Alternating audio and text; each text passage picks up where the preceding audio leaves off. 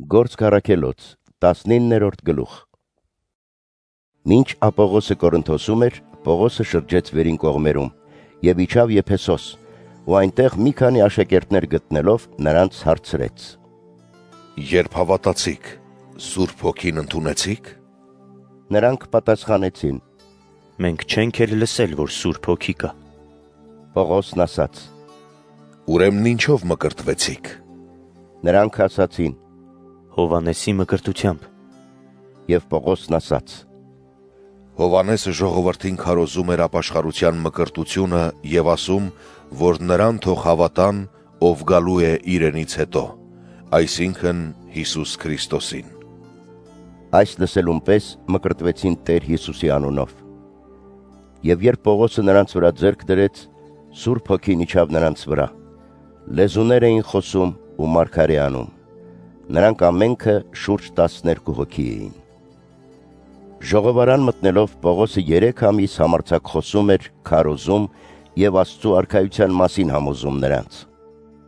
Իսկ երբ ոմանք բազմության առաջ վարկաբեկելով Տիրոջ ճանապարհը խստասրտությամբ չհամոզվեցին եւ ընդդիմացան, նրանցից բաժանվելով աշակերտներին զատեց եւ ամեն օր խոսում էր Տյուրան անունով մեկի դպրանոցում։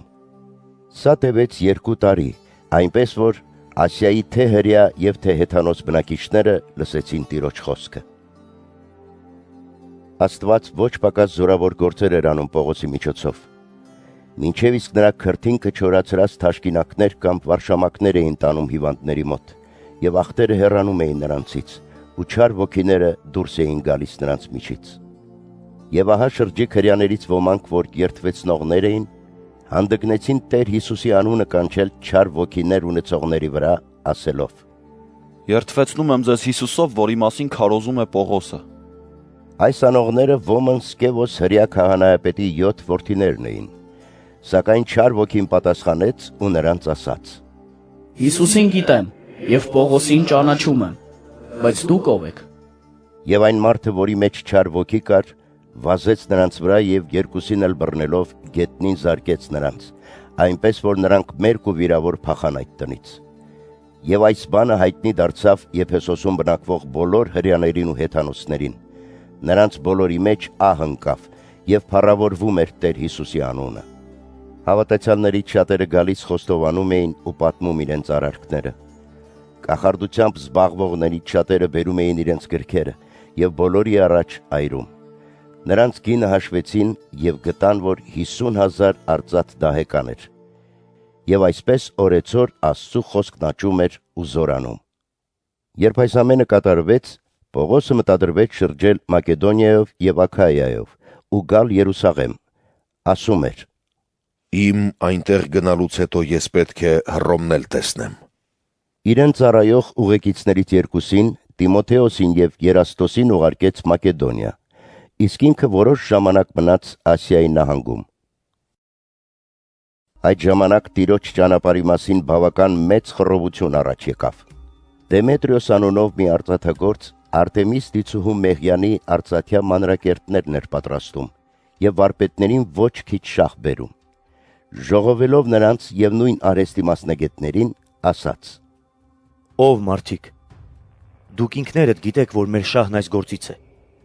Եվ տեսնում եք ու լսում, որ ոչ միայն եփեսացիներից, այլև գրեթե ամբողջ Ասիայի նահանգից այս Պողոսը բազում ժողովրդի համոզելով դարձի է բերել, ասելով, որ դրանք ձեռագործներ են, ոչ աստվածներ։ Եվ սրա վտանգն է ոչ միայն այն, որ մեր կողմը պիտի արհամարվի, այլ նաև այն, որ Արտեմիս մեծ դիցուհու Մեհյանը ոչինչ պիտի համարվի։ Նաև պիտի խարխլվի նրա մեծությունը, որին ողջ Ասիան եւ աշխարհն է պաշտում։ Երբ այս լսեցին, լցվեցին բարկությամբ, աղաղակում էին ու ասում. Մեծ է եփեսացիների Արտեմիսը։ Քաղաքը լցվեց խռովությամբ։ Բոլորը միասին դիմեցին դեպի թատրոն,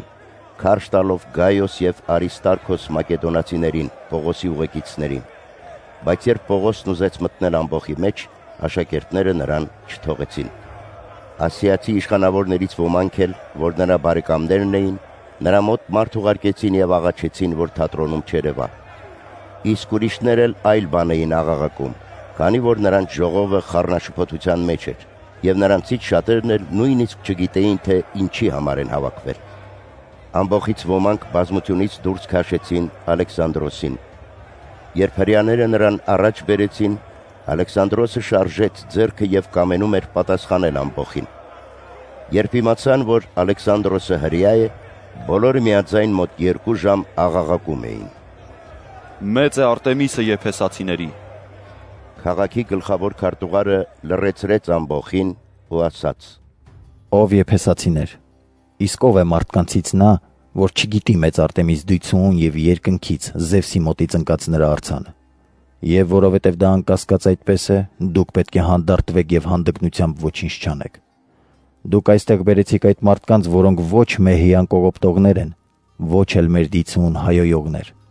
Իսկ եթե Դեմետրիոսը եւ նրա հետ եղող վարպետները մեկի դեմ որևէ բան ունեն, Աթյան թող գնան, որտեղ դատավորներ կան, եւ այնտեղ էլ թող ամբաստանեն միմյանց։ Բայց եթե մեկ այլ բանի մասին խնդիր կա, թող օրինավոր ժողովում դա վճռվի, որովհետև մեզ համար էլ վտանգ կա, որ մեղադրվենք այսօրվա այս կռվի պատճառով, որ տեղի ունեցավ առանց որևէ հանցանքի առկայության։ Դրա համար չպիտի կարողանանք պատասխան տալ այս ժողովի համար։ Եվ այս ասելով ժողովն արձակեց։